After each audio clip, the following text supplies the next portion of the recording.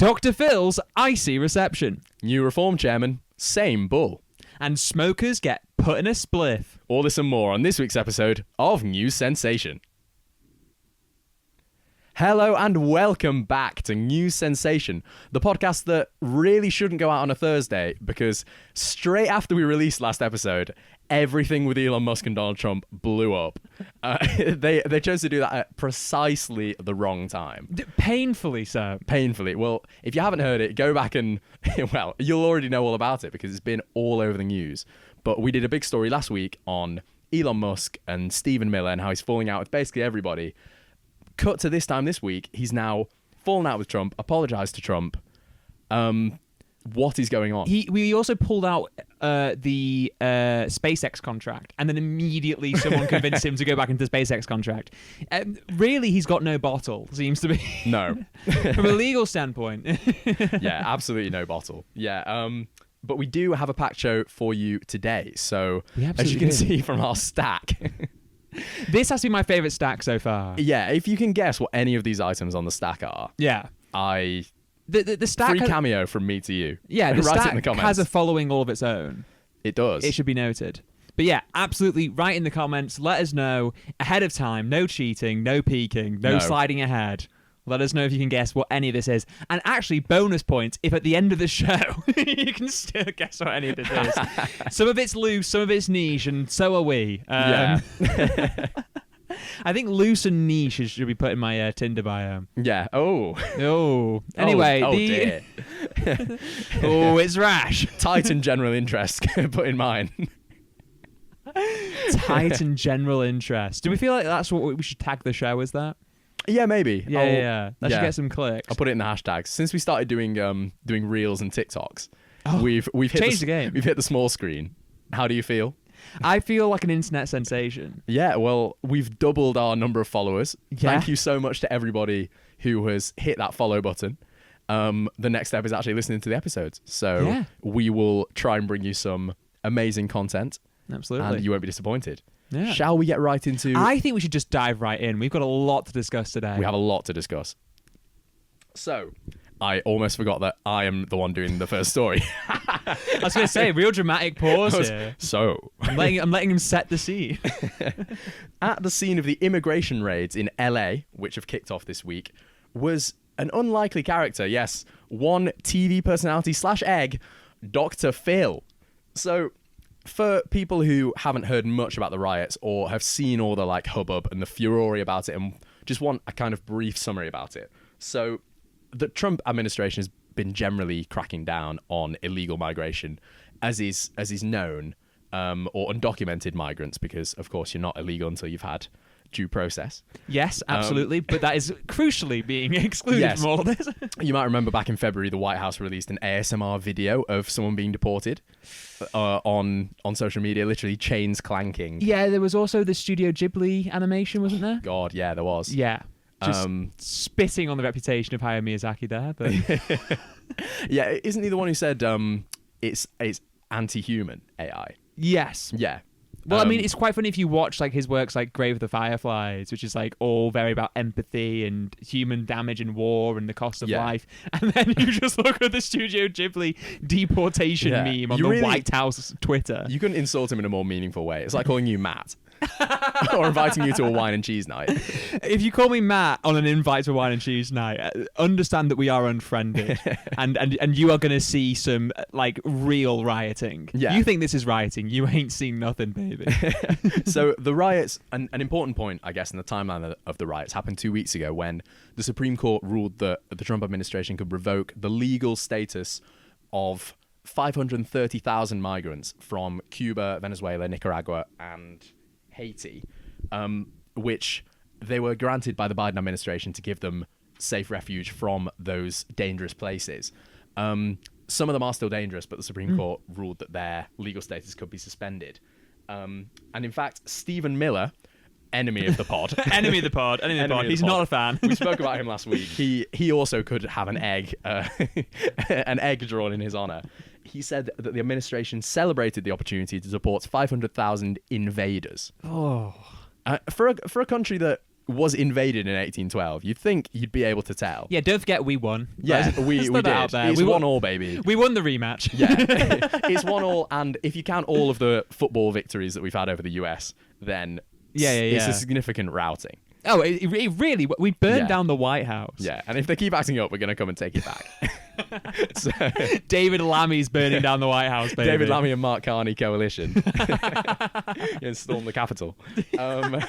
So the riots. On Friday, immigration raids took place in LA, carried out by ICE, which is the US Immigration and Customs Enforcement. So they're like a part of the US government. They're a part of the Department of Homeland Security.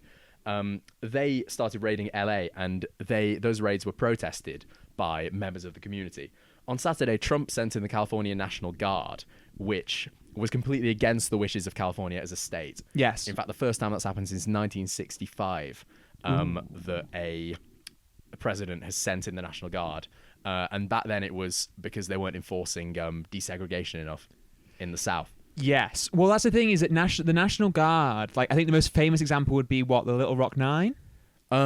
Yeah, was that to do with... That was the enforcement of Brown versus Board. Yes. Right? And I think it was Eisenhower sent in the National Guard to allow black students safe passage into the school. Yeah. So that's an example of it being done, for a very progressive, like, top-down government thing. We think of that as ancient history, but I don't know the exact age, but they're around 60, some of those students now, aren't they? It's and they were having rocks pelted at them. They had to have the National Guard brought in for their own safety. And it's important that, like, as technology has moved on radically, just because something's in black and white doesn't make it ancient history, people. No, exactly. Yeah. These are people who are living right now. But Trump basically escalated it, brought in the Marines. His argument is that protesters are preventing ICE from carrying out their job of deporting illegal migrants. But Mayor Karen Bass says that the administration is using this as a test case for taking power away from states and centralizing it, essentially. And the critics, like we alluded to before, say there's a lack of due process. In fact, the Washington Post reported that some who have been arrested in the riots have been deported in a span of 48 hours without access to an attorney. Yeah, which is direct violation. Yeah, again, you can't be illegal unless you've had due process. Yeah, and the big court case that's going to come out of this is actually the case of the state of California against the federal government. Because Gavin Newsom's case saying that, well, you can't send in the National Guard without my saying so is a legitimate case because you need permission. Yeah, I'm just glad he stopped making his podcast for long enough to... Oh, my goodness. Yeah. Maybe we should have him on. But I promised you Dr. Phil. So Dr. Phil is what you'll get. He, of course... is the TV personality he's best known for the Dr. Phil show. But recently he's had a kind of hobby of following ICE around on immigration raids. In January, he went to Chicago, and there's a crazy scene from the scene of an arrest. He turns up at the scene of this guy who's in handcuffs, and he says, "Have you ever been deported before?" And the guy goes, "You're Dr. Phil." And he goes, "How do you know me?" And he goes, "Oh, I seen you on Dr. Phil." How do you know me? Yeah. How do you know me? One of the most recognizable faces in America. You're just aura farming at the scene of an arrest. Comedian Adam Ray has made an entire subgenre to his stand-up of pretending to be you. Yeah. Like, you're famous. There's a reason we put you on the egg, mate. You are a well-known bald person. I'd say you're probably in the top 10 well-known bald people. Really? Yeah. We've got to figure that out on a different pod. We should, yeah. And Mr. Clean is the first one that sprung to mind. He's not even real. Patrick Stewart was the first that came to my mind. But I think him and Mr. Clean, there's some respect there. Don't compare them. Just enjoy it. The RSC summer season. Patrick Stewart and Mr. Clean. Hamlet and Banquo. Oh, my goodness. Hamlet and Banquo. Yeah, it's a mashup. He said he was there to get a first-hand look at the targeted operations in LA. So he brought a camera crew there at an immigration raid and after, but not during. Right. So he's seeing what's going on and kind of documenting it. And this is for his talk show called Dr. Phil Primetime, where someone's giving him a primetime slot. Yeah, well, it's on his conservative channel Merit TV. Oh, okay. Well, so that explains that. Pull yourself up by your bootstraps TV. On your bike TV. Yeah. Yeah, and he also interviewed border czar Tom Homan, who is border czar. He's kind of in charge of the border. It's what Kamala Harris was tasked with doing. Right, yeah. and- Tom Homan, who has recently threatened to arrest Gavin Newsom, prompting the "come and get me, tough guy" quote. Right, yes. Which is probably the peak of Gavin Newsom's life. Yeah, we try to hate on Dr. Phil, but we will end up hating on Gavin Newsom as well. To be fair, he was so cold for that. So cold. Yeah, that's really funny. Dr. Phil Primetime, it's responsible for such bangers as should homelessness be criminalised? There's to his credit though, he's not blindly partisan. He definitely leans conservative, but he's not so much of an ideologue as some of the other people on that. It should be pointed out that we're only just in this country going back to decriminalising rough sleeping. Yes. So that's actually a bit of a talking point. Yeah, absolutely. That happened this week. But that doesn't excuse him sort of... I saw somebody say, so to pinch somebody's joke from the internet, as I want to do, that this is well in line with what the Capitol would do in the Hunger Games. Yeah. Send along a TV personality for ice raids. This whole thing, people are reporting how it's as if the whole thing is made for TV. Yeah. So... Tom Homan was also on Dr. Phil's podcast back in... Everyone's got one. Everyone's got one. Back on his podcast. Tom, do you fancy it? Yeah, come on, Tom. We can fit you on the stack next to this massive rabbit. More on that to follow. But yeah, he was on his podcast back in December, and Tom Homan said, "I'm going to need people on shows like yours to show the American people exactly what we're doing and why we're doing it." And Dr. Phil said, "You can count on us. We're going to be there with you every step of the way." So... It feels, and I'm gonna say it, like he's taking a propaganda at the actions of ICE. Yeah. Let the record show. Yeah, I mean, he's essentially kind of... You turn yourself into the media wing of the administration. Yeah. Well, hang on, it's Merit TV. Pull yourself up by your bootstraps, son. Get on your bike. Come on. Another banger from Dr. Phil was an interview with Benjamin Netanyahu in May 2024. So he went to the Holy Land. And did it from there. He spent the whole first few minutes gushing about how much the Holy Land means to him. Right. And his first question was, how are the people of Israel holding up? Now, this was in May 2024, a couple of days before the assault on Rafah began. And within 2 days, 80% of Rafah, by Israel's own admission, had been razed to the ground. So how are the people of Israel holding up? He's holding up. I mean, to be fair, it's a great question to ask the people of Israel who have to live under a Netanyahu government. Yeah, he's not particularly popular over there. Well, I believe also among some people who wish he'd go further.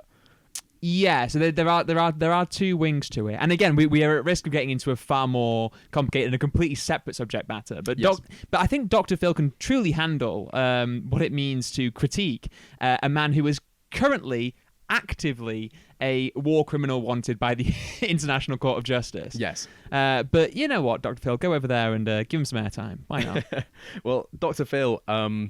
My favourite Dr. Phil moment is when the creator of Bum Fights went on his show. So Bum Fights is, I believe he had like a TV channel, and this guy was not Dr. Phil, was paying people, like homeless people, to fight each other. Like taking sort of people off the street and kind of being like, you fight each other and it'll make great TV, or pay you a bit of money. And Dr. Phil was like, this is so exploitative, you're exploiting vulnerable people.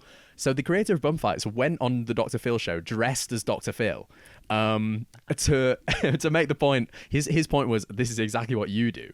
It is true. He is the Jeremy Kyle of the stage. Within a minute, Dr. Phil was like, I'm not speaking to this guy. And the show was terminated. But yeah, he's very much a Jeremy Kyle figure. Yeah. Lots of vulnerable people. Straight up wrong uns have been on there. Danielle Bregoli, or Bad Baby, as you might know her. Or the Cash Me Outside, How About That girl. Spot on. Thank you. And people have been cashing them outside in LA. Let the record show. They've been cashing reporters outside. They've been aiming and firing at Australian reporters. Yeah, directly. Well, the thing it is that haunting shot of that one police officer just lining up the shot right beforehand. Yeah. Separating off from the pack just to stare at her as she's clearly talking on Australian news. He's absolutely crazy. There must be no impunity for some of these officers. Well, you're starting to see videos of like people. I saw one recently of someone asking an officer for his badge number. There's been controversy about ICE wearing masks and not being upfront about this. And the guy basically just kind of going, "All right, you're getting in my space, so I'm going to start firing on you." And he they're just handing out those rubber bullet guns to everybody. Yeah. And it's like, this is assault.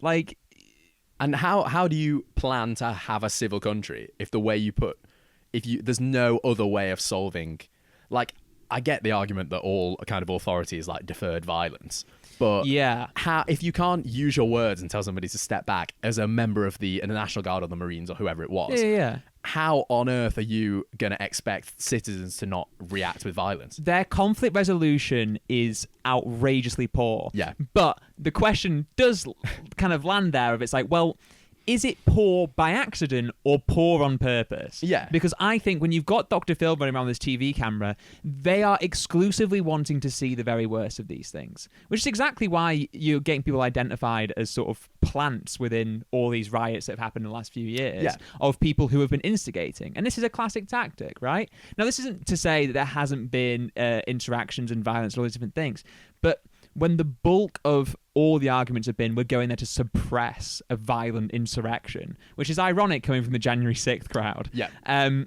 It's also kind of the case that you're the ones instigating the violence. You're firing on reporters. You're doing all this. Exactly. And this is, I think at the end of the day, it goes back to Trump's lack of conflict resolution because the I can't remember his exact title, but some kind of high-ranking military officer resigned from Trump's first term when he asked him to fire on unarmed protesters. He's like, can't you just shoot them? No. You absolutely... Let the record show, a little point of asterisk here, you absolutely cannot do that. That's why we don't let reality TV stars. Well, we do let reality TV stars, like Trump and Dr. Phil. Well, actually, yes, we're increasingly starting to see reality TV stars get their own grip in British politics. We are, yeah. Any in mind? Any in mind? Well, if you keep up with the Reform Party, which, honestly, if you're up for some kind of rather terrifying, but all the while entertaining sort of sitcom-esque entertainment, they're up there for it. Recently have assigned a new chairman.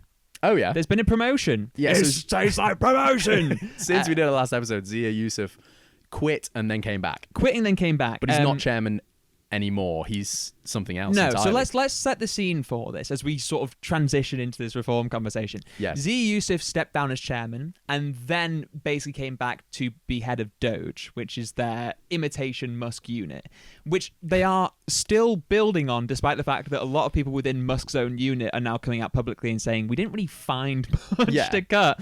And they're going into counties of the UK, particularly in the north, that are already still reeling from the effects of austerity. Yeah. And it's no surprise then that so many of the reform bloc were part of the Conservative austerity era. But, you know... also building a new government department. Is that the answer? Yeah, the thing that costs millions in money. So Zia Yusuf is now firmly just in control of Doge, who's always involved in this Doge project going from council to council. He basically stated that being part of a reform government wasn't the best use of its time, particularly after the ban the burqa comments that have come out from across the Reform Party in recent weeks, which he flat out and rightly called dumb. Was it multiple people? I only heard about Sarah Pochin. Sarah Pochin, well, we're going to see as we do our little roll call here that it is multiple people. Reform have been cropping up across the country. Obviously, there's the surge in the local elections. They've got some minority administration set up in Warwickshire, Worcestershire and Leicestershire, but there has been a massive shunning of things like coalitions. And I want to take you around some of the colourful cast of characters that populate the Reform Party and local councils to really give you a picture of just what's going on. I'm excited. You should be. So speaking of TV doctors who don't actually have the right to practice medicine or anything like the sort anymore. David Tennant? He's changed. I mean, really, he's gone off the rails. One week he's on the neurodivergent ITV interview show. The Assembly. Assembly, friends of the show. Yeah, definitely friends of the show. Not officially, but I love that show. It's yeah, brilliant. We love him. But yes, David Tennant's really decided to go, you know what, I've been a great advocate for trans rights. How about I just completely throw that all away? Ban the burqa. Let the record show David Tennant hasn't said ban the burqa now or ever. We actually don't know. We don't know. Maybe in private. No. David, message in. Christopher Eccleston. No. Schrodinger's Islamophobe. Schrodinger's Islamophobe. Well, he hasn't necessarily said no in public. Possibly pro banning the burqa. It's all probability at the end of the day. Allegedly, you know. Oh, dearie me. Sorry, who is this TV doctor? Well, you know, Dr. Phil's been going around the States looking at people's documentation, and perhaps people should look at his qualifications to see if he has the right to call himself Dr. Phil. Exactly. But this TV doctor is David Bull, who is the new chairman Well of named. Reform. Well named, absolutely. Now, Bull was a former A-lister in the Conservative Party, which means that he was seen as sort of one of their top candidates for parliamentary voting. This was back in 2006. He's assigned to be part of this. It's part of Cameron's sort of new conservative wave, the big society kind of thing. He immediately steps down to focus back on sexual health, which is his forte. So back in 1998, David Bull wrote a book. Let me give you this. Cool and Celibate, Sex or No Sex, advocating for teen celibacy. The following year, he wrote a book on women's sexual health. His whole thing is sexual health. He did news rounds about it, a lot of children's TV shows about kind of like an early introduction to sexual health. So is this an abstinence-only sex education? Or it's really maybe hard to tell. Maybe it doesn't go that far. It's not necessarily abstinence only, but very clearly he's coming at it from the perspective of, hey, when you're a teenager, take it easy, you know? Save some room for Jesus. Free some. But no, speaking of Holy Ghosts, he was also on Most Haunted Live. For a while, he was going between news round and haunted castles around the country, getting spooked. But don't know what's scarier. I don't know what's scarier. He pops up from the cupboard talking about sexual health. Have you considered celibacy?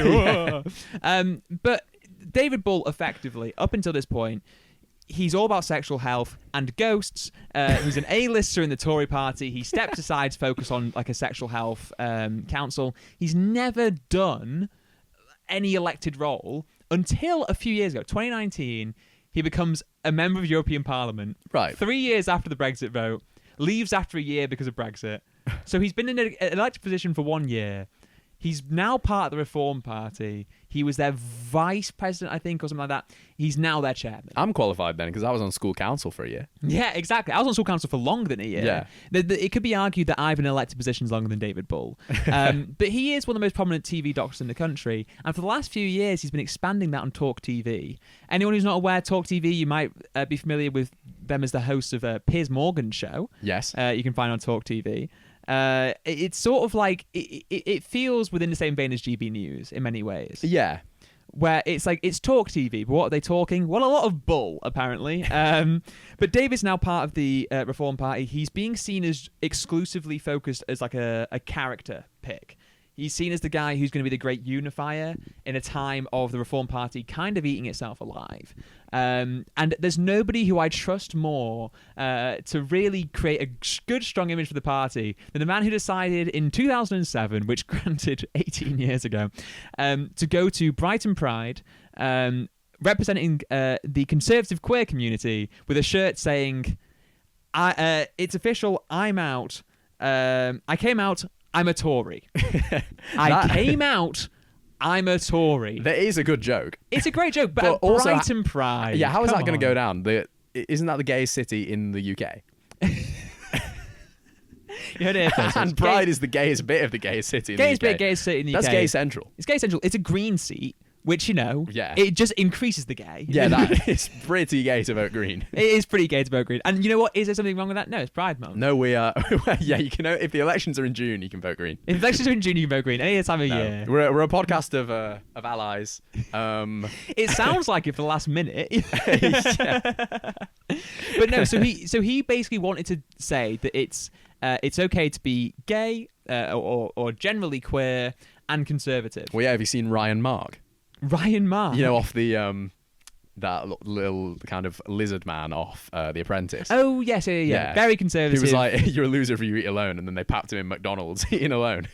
But yeah, so he's saying it's okay to be queer and conservative. Now, if you want to know the irony of that, just look up conservative approaches to queer communities over the last forever in British history. Yeah. And you'll see that is a loose take, especially in 2007. Yeah. I this mean, is like, are we still in the period of Section 28, or is that gone by? That's by then? gone. That's gone in 2003. When's same-sex marriage? 2010? 2010. So that came in under the coalition government, I believe. Oh, so this is before. This is before that. But yeah, this is why he was seen as sort of like a perfect pick for big society, is that he was kind of like, oh, well, he's a bit of queer representation. He decided to join the Reform Party, which, you know, is I feel like if we're saying that the Green Party is like, if you're looking for queer representation, you're most likely to find people voting for the Green Party. Yeah. The Reform Party is probably the opposite end of the spectrum. Like I feel like I'm trying to think which, because there could be. I'm trying to think which is the least camp party. Well, not necessarily the least socially liberal party. Yeah. What's like a really boring party to vote for? The Lib Dems. I feel like gays might vote Lib Dem though. But this is the thing. I feel it's like the Tories now. I feel bad for the Lib Dems at the moment because the Reform are being seen as like the third party choice. Yeah. And Lib Dems have been killing it in Parliament for the last year. They've got to be kicking themselves. They're like, guys, come on, we're right here. But again, from that sort of coalition period, I think they're still reeling from the Clegg years. But let's talk about the rest of Reform, shall we? Because we've got an understanding of who their new chairman is. Talk TV host, most haunted live, and certainly this is a haunting lineup.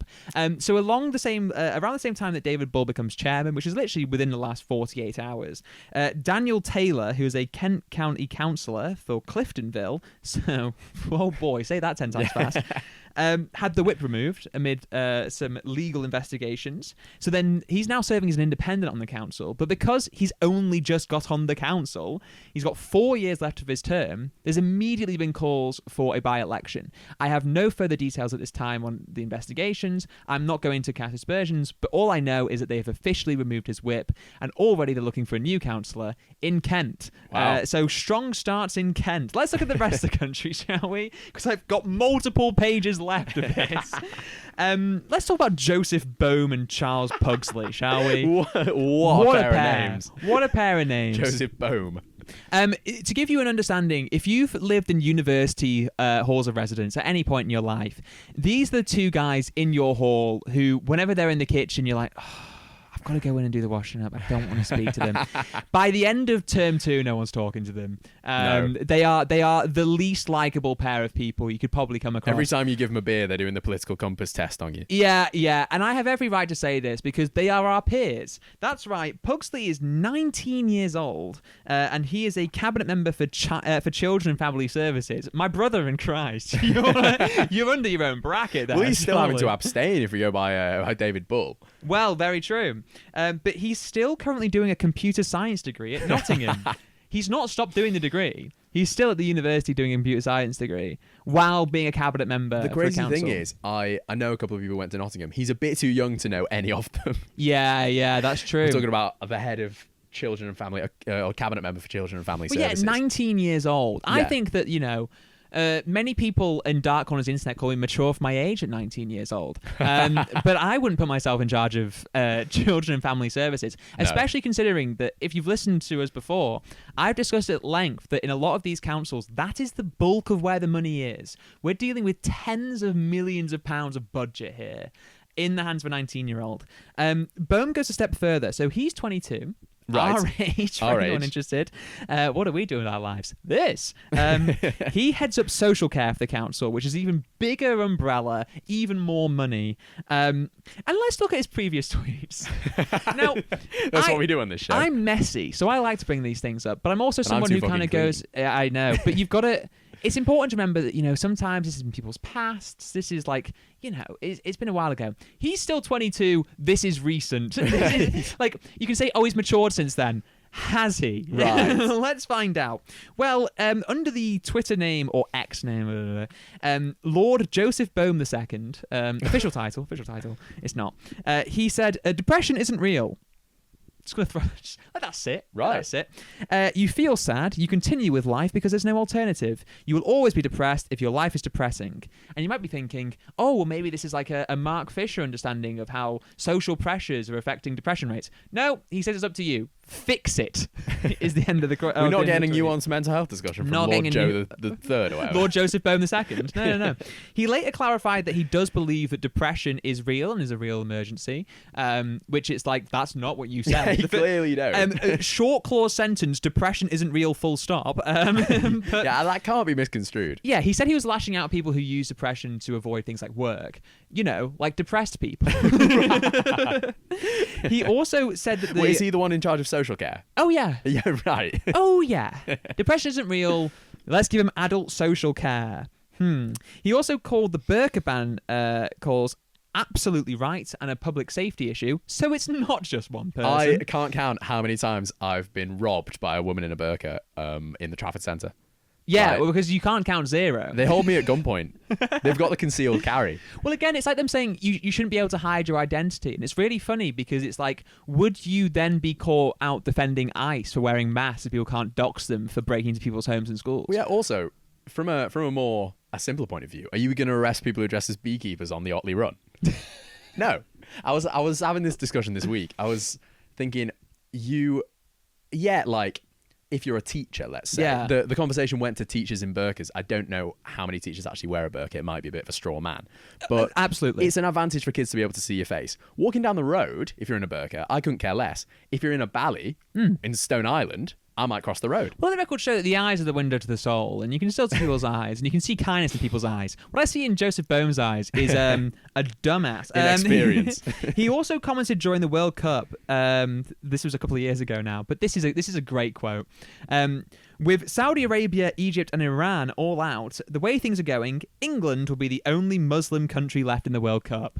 Regurgitating the favourite adage of especially the sort of Americans that England is somehow an Islamic country. Yeah, the Great Replacement Theory. The Great Replacement Theory. We are still a Church of England country, like official state religion. And as someone who isn't Church of England, do I really complain about that all that much? No. But it's definitely not a Muslim country. Yeah. But let's point when this it out. becomes God Save the Shah, then we can. Yeah, then we can start saying, you know what, maybe Maybe getting we a are a little bit Muslim Islamic. But you know what, maybe we could do with being more of a Muslim country, because he failed to mention Morocco in that conversation, who made it to the semi-finals, the 99% Sunni Muslim, well, 99% Muslim, majority of which is Sunni Muslim, country that made it to the semi-finals further than England. Yeah. And really, that all shows that if we had a few more Muslims in the side, maybe we would have got further in the tournament. Something for Tuchel to think about in the wake of us losing to Senegal, maybe. But they escaped his eye because they're absolute ballers.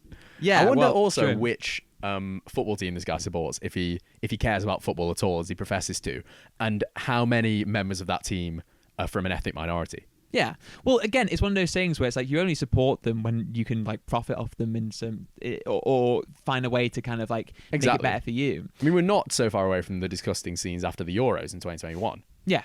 Like, this is the thing. It's like we're well in the wake of that. And it feels like, is he just being a culture war merchant? Absolutely. Yeah. Because he also made a video for Rumble. Now, if you're unaware of what Rumble is, it's a favourite of, again, the alt-right in America.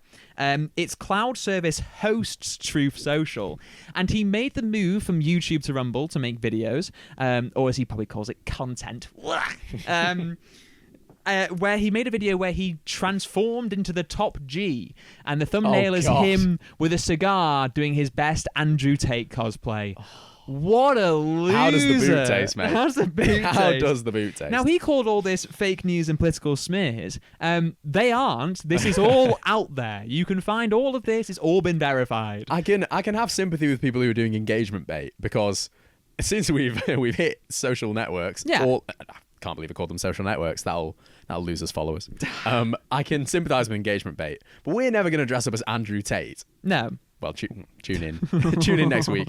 You're tempting me. Things go bad. Things go bad. If we decide to become grifters, well, maybe we'll get a job with Reform, because they're not doing a great job. Here's some more, shall we? We're keeping on the people. The Magical Mystery Tour. Rob Parsonage, Reform's group leader in Cornwall. Now, Reform won the most seats in Cornwall. This should be noted. But the big three, Lib Dem, Labour, Conservative, refusing to work with them.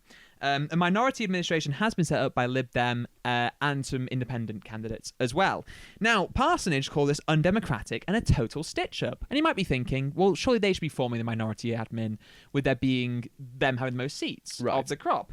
Well, Lee Frost, the Lib Dem council leader, decided to point some things out. First of all, incompatible core values, which not surprising. No. But also clarified that Reform was given 2 weeks to try and form an administration and chose not to. They just, again, like the Reform Party seems to do, didn't turn up to work. Maybe they were citing these fake depression angles that Joe Bohm is so concerned about. Maybe they were trying to figure out, they were ChatGPTing, how do I manage a multi-million-pound budget? Well, it's worth saying that one of their critiques was that actually Reform only really campaigned on national policies and had no local policies, which is seen somewhere else. Joanne Monk is the council leader in Worcestershire for Reform's minority administration. We got some Worcestershire sauce in her honour. She's uncompromising on coalitions. I'm damned sure we're not in the same wavelength, she said. And she, let me just say, feelings mutual. The Tory group leader, Adam Kent, not of Kent but of Worcestershire, clearly needs to point that out, points out that they haven't got a local prospectus at all. They don't stand on any local issues. It was all on national politics. How can you go into coalition with somebody if you don't even know what they stand for? Now, Monk followed Farage's lead on ruling out coalitions, but she stated that they'll do deals to get policy across, stating that other parties are going to have to work with us at some point. But on what, people like Kent might be asking, and all of us might be asking. But surely, in Monk's view, it can't go on like this, can it? Well, a resounding message from Worcestershire County Council, it can. They don't have to work with you ever if they choose not to. Mark Pert is our next name on the docket. Northumberland we're heading to now. Now, the Conservatives held Northumberland. So you might be thinking, well, what's Reform got to do with it? Well, the Conservatives were open to doing deals with Reform. Their leader, Glenn Sanderson, said his door is open, to which Reform replied with a press release saying that working for the Tories would be at an extremely high cost. So, door closed on that one. Sanderson then forms a minority administration with no Reform involvement. That's because it was weeks after the election before Mark Pert was actually voted as Reform's group leader in the county. That's right, for weeks, Northumberland didn't have a group leader for their Reform bloc. I love group leader as a title. It just, does he decide like whether they play solos or duos on Fortnite? He's arranging the wine and cheese nights. Everyone's abstaining from sex until they turn 20. Now, the thing is, he came in just in time for absolutely nothing because he himself stated that everything had already been agreed and it was too late to make any Clearly not the group deals. leader. They've got a separate group chat, mate, and You're you're not invited. Chat. So this is the thing. Across the counties, there seems to be a consensus that Reform don't actually have any local policies behind besides austerity disguised as Doge. They don't seem to be turning up to work either promptly or at all. And they are making it everyone else's issue to work with them, when in actuality, politics is, believe it or not, about compromise, parley, and realistically, no one has to be your friend, mate. And if they don't want to, they don't have to. No, Joseph and Charles are only a few years away from the buddy bench, but you're quite right. Nobody has to sit with you. No one has to sit with you. And again, it should be noted that if Bohm and what's his face, he's a 19-year-old. We've got to find Pugsley. Charles Pugsley, what a great name. It's like an anthropomorphic dog from an advert. If Chuck and Joe were still at university, which actually, Chuck still is, rather than doing his job, they wouldn't be on the whole group chat, would they? He's a Kompsky as well, so you definitely don't want to share the kitchen with him. Well, yeah, there'd be the whole corridor group chat, and it'd be exclusively to say, oh, they're in the kitchen now, don't bother. I reckon he's dry scooping protein. That's a computer science student thing to do. It's a computer science student thing to do to not talk to anybody, which is great for when they're having a communication crisis in the Reform Party right now. Like, if there's one person who you really want to lean on in a time where no one's communicating properly, no one can seem to get any points across, and no one's got any mates, turn to a computer science student. That'll get you somebody. I would love if this was the way Reform went down. Just nobody will work with them. Well, to be honest, it seems like it will, because they don't even work with themselves. What happened with the proved this week. The AfD in Germany as well, wasn't it? They all refused to shake the AfD. Was this in Germany? AfD's Germany, Alternative for Deutschland. I know AfD's Germany, but I'm trying to remember if it was Germany or France. Either way, nobody wants to work with AfD. No, well, the thing is, if your whole thing is about being belligerent outsiders and, effectively offensive on every single level, eventually people are going to take offense and not want to be buddies with you or work with you because it will compromise their own politics. Yeah, makes you very popular on the internet. Well, yeah. Well, it's quite funny because across the pond this week we've seen the girlies fighting so much. We have, as AOC said. As AOC said. And it feels like the cats they've got their claws out in the Reform Party as well. But will Bull be able to steer them to a brighter future? Probably not. Speaking of a brighter future, Chris, now, I don't know what your take is on ripping a few darts, maybe after this pod, to settle down. Yeah, if this pod becomes really stressful. It becomes very stressful. I'm not a big fan of smoking myself. No. But it's integral, you would imagine, to the way some countries live. You can't go through certain areas, you would say, without seeing it as a part of public life. Well, we will be touching on that in our next story because there are a few places where you do associate the odd cigarette here or there, maybe as part of the essential diet of the country. But in Hong Kong, they're looking to address this. There has been a worldwide move to address tobacco products and smoking generally. And Hong Kong is at the forefront of this right now because one of their health chiefs has come up with what I think to be the greatest strategy to counter antisocial smoking I've ever come across in my life. Oh, yeah? He's taking a page out of Paddington Bear's book. Yes, he's calling on the people of Hong Kong to adopt a hard stare. That's right, liver transplant specialist, so I would trust him on this. Professor Lo Chung Mao believes the key to a tobacco-free city is staring down those who decide to smoke where they ought not to be smoking. Now, like I said, this is all part of a broader step by Hong Kong to address it. And Professor Low wants a culture in society that people are willing to comply with the law, particularly in regards to public health. He said, when members of the public see people smoking in non-smoking areas, even if no law enforcement officers can show up immediately and do what, I'm not quite sure, we can stare at the smokers. I really like this. It's better than a citizen's arrest. You don't get Karens. No. Also, it's the antithesis of what the entire public does in the UK when someone's doing something that it shouldn't be, or at least around near where we live. But funnily enough, it's actually so British. I think this is a British stamp still left on Hong Kong because it's weaponized social etiquette. But it's the public shaming of the Chinese Communist Party, so it's kind of a fusion. It is a fusion. It's like watching your social credit score drip down as someone stares at you outside a pub, which can be agonizing. But let's look into what the laws are in Hong Kong at the moment. So as you'd expect, they've got rules against smoking in restaurants, workplaces, indoor public spaces, and some outdoor public spaces. Yeah. So very similar to this country, where we're starting to see crackdowns on things like outdoor smoking in pubs. If you're on the bench of a pub, they're usually saying, stop smoking, right? And the way they're going to handle that now, clearly, is for the bar staff to just peer at you through the window, open up the blinds, say, you better get that vape down, sunshine.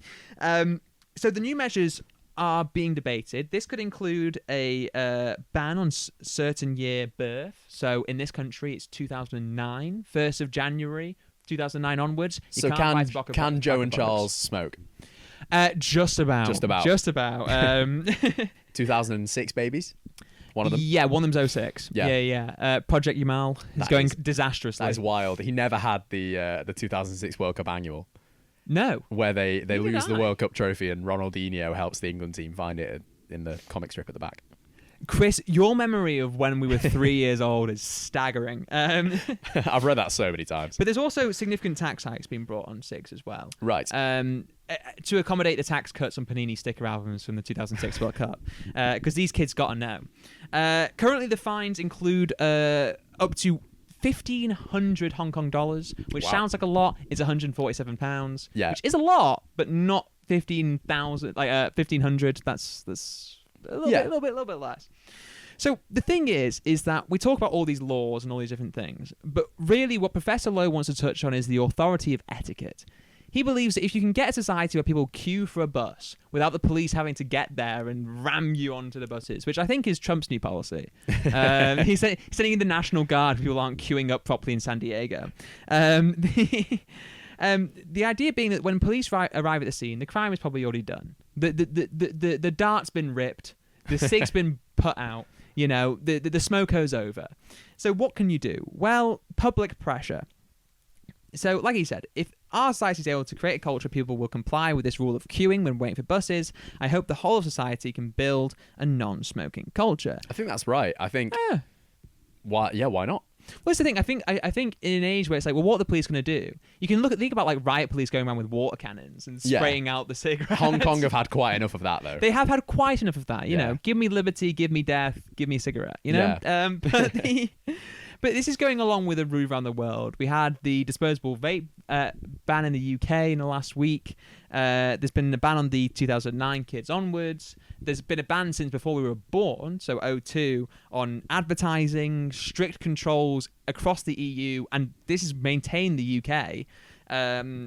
Ban on retail of snus. There's been standardized packaging. And what's been kind of rare is that basically everyone's been saying this disposable vape ban's a good thing. Often when they brought seatbelts in, though, people saying it's the nanny state. When they banned smoking in cars, people were like, yeah, it's infringing on my liberties.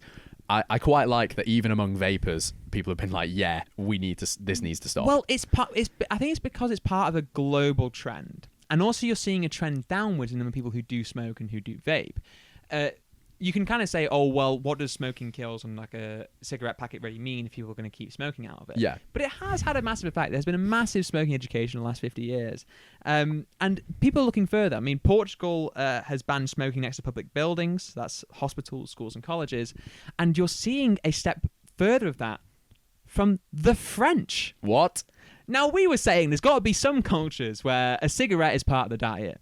And when I think about a French breakfast, we're taught as kids, it's like, oh, it's a croissant and hot chocolate. It's like, yeah, but then you hit 21 and it's a cigarette and a black coffee. We hit 13 in it. you make they it cut out it over the little knife and fork. Cigarette. Well, here's the thing: it's like I've never like.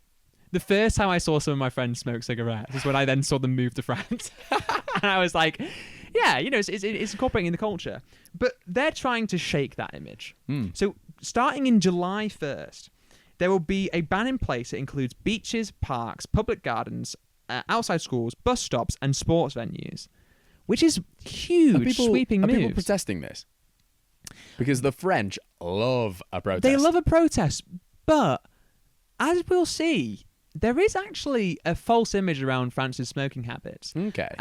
So let's kind of look through it. Their Children, Health and Family Minister, Catherine Vautrin, said that the freedom to smoke must end where the freedom of children to breathe fresh air begins. And I think the appeal to kids and kids' health there is really where they're driving. That's a bar, to be fair. It is a bar. But 23.1% of the French population smoke daily, which is a lot. About a quarter. But that's the lowest ever recorded. It has been on a steady decline in recent years. This corresponds to the fact that close to 80%, so effectively the rest of the French population statistically, is in favour of bans on smoking in public places like beaches and parks. So what you have is this direct split. About a fifth to a quarter saying, this is ridiculous, I smoke every day, to, you know, the rest of the populace saying, actually, we might want to address this. This goes back a few years as well. I found a very fun research paper from 2021. No, stay with us. Stay with us. We didn't mean it. We didn't mean research paper. It's about French films. Stay with us, please. It said that French films feature 2.6 minutes of smoking on average, which is equivalent to 6 adverts. 2.6 minutes? Yeah. Of just pure ripping darts, man. Wow. And so this is like, I saw as part of the statistic, from 2010 to 2018, only 46% of films in the States featured smoking full stop, I think. Right. Of like their big blockbusters. So the fact that on average you got 2.6 minutes of smoking, and this includes all French cinema. So you got the kids' films where there's no smoking. So there's other films that are like they're making up for lost time, you know. But they're trying to address this, and now there's been a massive debate about, you know, well, you got to have cigarettes on screen because people smoke in real life, and you know, there are debates about what is and isn't constraints on liberty. But really, France, that is so famous, like you can't say cigarettes without wanting to delve into the French accent a little bit. They're making this big step forward, and so I've got a suggestion for the French.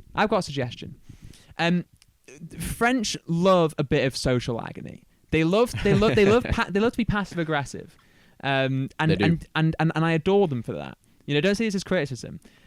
I think if a French person were to stare at another French person lighting up a cig in a park with a disgusted grimace across their face of pardon, that might be the first step towards enforcing this law. And if 80% of the French people are in favour of these bans, it's time for the French people to rise up. Not to get the flares out, not to smoke out Paris with a protest of cigarettes, but instead to stand firm in the beautiful parks and boulevards of France, in the verdant countryside, in the glorious beaches. After the Champions League final, it needs to be stairs, doesn't it? Well, this is the thing. They need to dial it back. Well, yeah. People making a point about flares. Again, how much of that was just cigarettes? Let's be real. Lots of people being made about like that was one French film being made. Also, one French film being made. Yeah, so much talk about people like climbing the Joan of Arc statue. It's a statue with a horse on it. I don't know if you've been around the UK, but whenever anything happens, like a casual night out in any town where there's a horse statue, someone's getting on the horse. Gotta get on the horse. Chill out. Yeah. Honestly, it's all a bunch of Russian bots trying to get you mad about that. That's fun. You know. You know what's not fun? Smoking. So instead, sit atop Joan of Arc statue and look down on the smokers in restaurants and cafes who are breaking the rules and enforce a social etiquette to create a smoke-free society. Because let me tell you, the freedom to smoke must end with the freedom of children, and I'd argue of all people, to breathe fresh air begins. Woo! Edit in the applause there. Speaking of social etiquette and breaking the rules, we have a naughty story now. I know you always skip to the naughty stories. Coming out from Scotland this week. So, a Glasgow physics teacher has been struck off after students discovered her OnlyFans profile. Saucy stuff. Saucy stuff. So, Kirsty Buchan is a 34-year-old physics teacher, now ex-physics teacher, who had an OnlyFans profile under the name Jessica Jackrabbit. It's rash. It's rash. It's rash. She worked at Glasgow's Bannerman High School, and her OnlyFans profile advertises her as a good teacher gone bad. Really bad. Really bad. Detention, yellow card. Yellow card, suspension, exclusion, isolation. It should be noted as well that calling yourself Jessica Jackrabbit and trying to compare yourself to Jessica Rabbit is like, that's bold. That's bold. It's really bold. Like that's like that to me is like when you said that I could be related to Glenn Powell last week. I'm like, have a day off, you know. let's put it on the back burner. Yeah, I'm laying it on far too thick. Far too thick. Speaking of far too thick, her profile contained explicit pictures, and well, of course, it's OnlyFans. Yeah, I don't even know why I wrote that. And you generally can't see explicit pictures on OnlyFans unless you pay. You can, I think, you can do like promotional freebies, according to like what I've heard. So pupils who've discovered the profile, they probably only saw the profile picture, which is a cleavage shot. So, you know, pretty inappropriate, I would say. Good for the soul. The cleavage is a window to the soul. Buchan claimed that she made 60 grand a month from OnlyFans, and claimed she was forced to do it because the school apparently refused to pay her wages while she cared for her sick son. Don't know if that's true, but the 60 grand... Love. Just quit your day job. I'd quit News Sensation. No, I would never turn my back on you guys. I would. I can...